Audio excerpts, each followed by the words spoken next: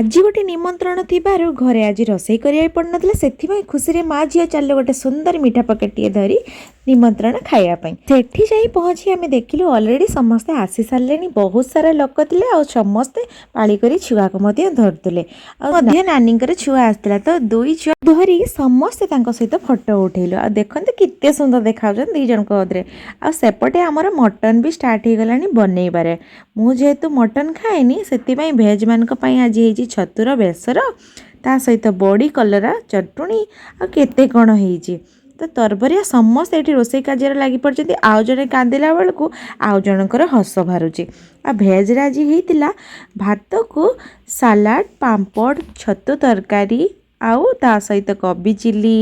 आउ पनीर तरकारी आ मटन माने तो उड़ीला मस्त एका सहित मिसिके एका जगह बसी खाइलु आउ तापरे घर को फेरलु। वीडियो भल लगे निहाती भाव सब्सक्राइब करेंगे।